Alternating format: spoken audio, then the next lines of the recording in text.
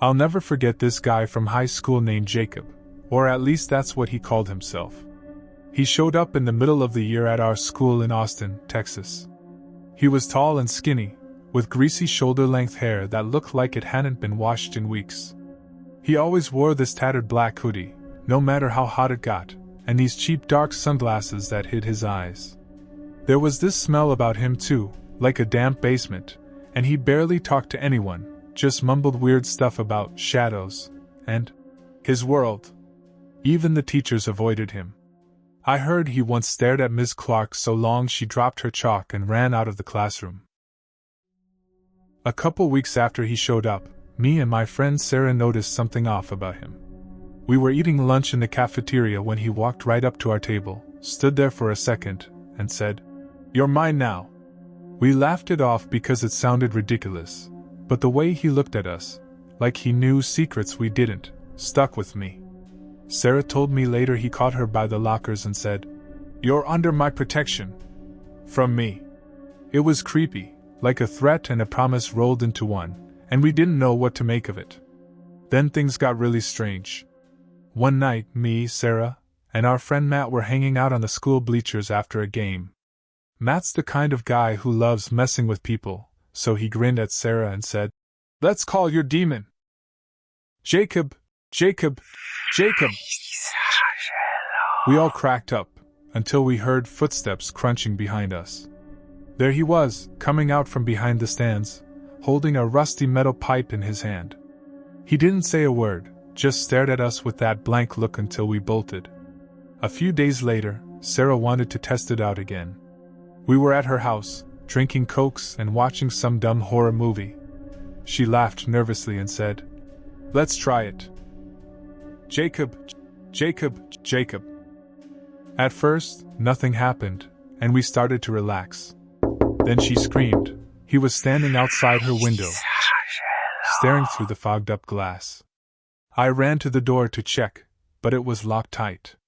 When I turned back, he was gone, like he melted into the night. The worst night came about a month later. I was home alone.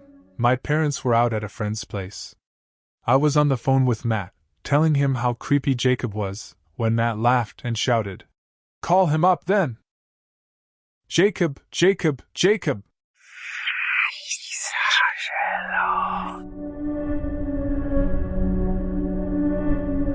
I chuckled, but then the line started buzzing and cut off. Right then, rain slammed against the windows, and lightning flashed across the yard. I walked to the glass and froze. There was a silhouette out there in a hoodie, tall and still, just standing in the storm. I thought maybe Matt was pranking me, but he lived 10 miles away. The next morning, I went out to the yard and found his soaked black hoodie lying in the mud. Inside the pocket were his cracked sunglasses and a crumpled note that read, "You're still mine." After that, Jacob was gone, dropped out of school, vanished from Austin.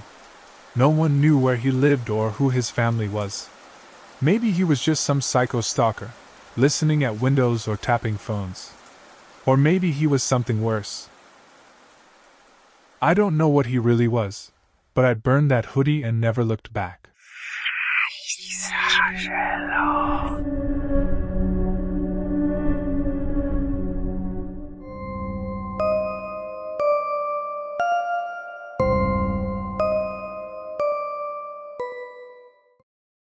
I've always been the cautious one, the guy who expects the worst. But one night on Highway 66 in Oklahoma, my friend Ethan almost proved I was paranoid for nothing. It was winter 2023, a snowy Saturday, and we were driving from Tulsa to a little town for a party at our friend Kate's place. We were laughing, listening to rock music, planning to have a good time. We stopped at a gas station to grab some beer, and by then, the snow was coming down hard. The wind was howling, piling up drifts on the road I could barely see 10 feet ahead.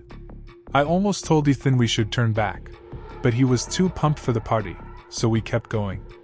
A couple miles later, we spotted something weird, a beat-up old sedan parked on the shoulder with its doors flung open and hazard lights blinking weakly through the blizzard.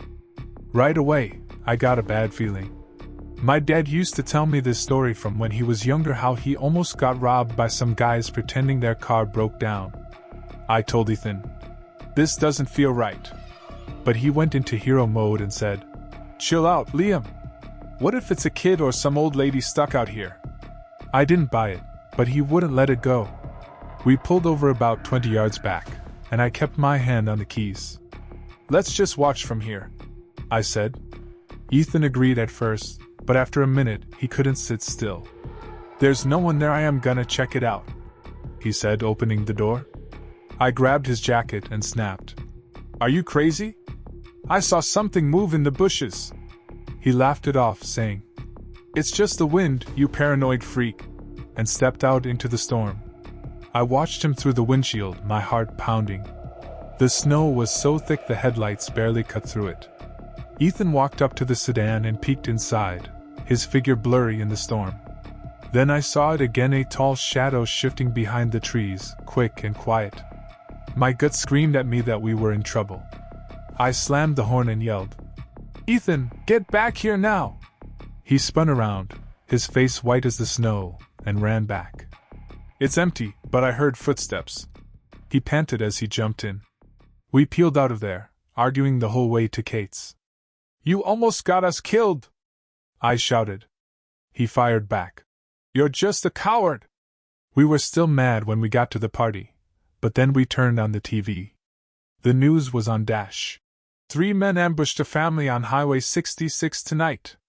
Stole their car, threatened them with a knife. I looked at Ethan and said, "One more step, and that would have been us." He didn't argue that time. Since then, I don't trust anyone on the road, and I don't think you should either.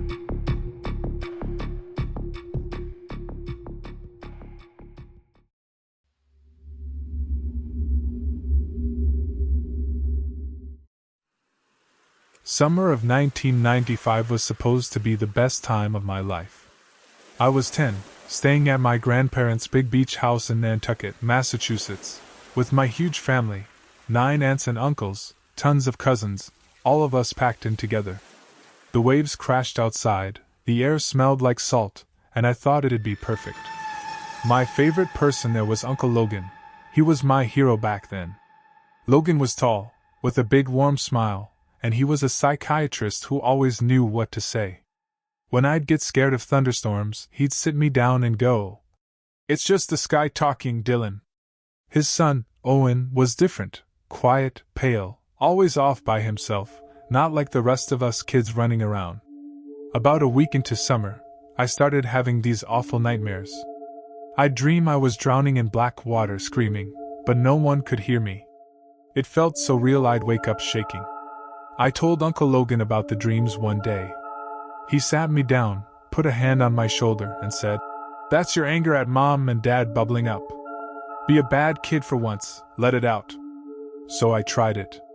I chucked rocks at the shed window, yelled at my little sister, stuff I'd never do normally. But the nightmares didn't stop, they got worse. Now I'd see my whole family fading into this thick fog, leaving me alone, and I'd wake up gasping for air. A few days later, Logan called me into his study.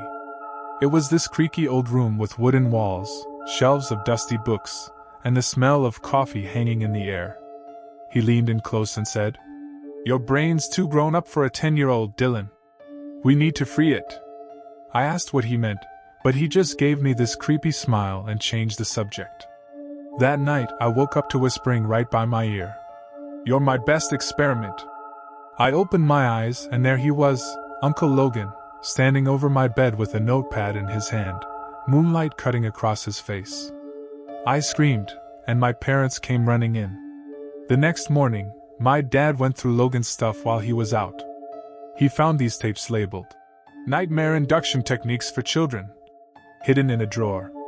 Logan came back and tried to explain it away, saying it was just research, but Dad wasn't having it. He called the cops. They searched his computer and found files, tons of them, about experiments on kids, patients, messed up stuff I didn't even understand back then. They arrested him right there, and that was it. We never saw him again. The family erased him like he never existed. I'm grown now, but I still hear his whisper in my head sometimes when I'm falling asleep. That summer was supposed to be perfect, but Uncle Logan turned it into something I can't shake.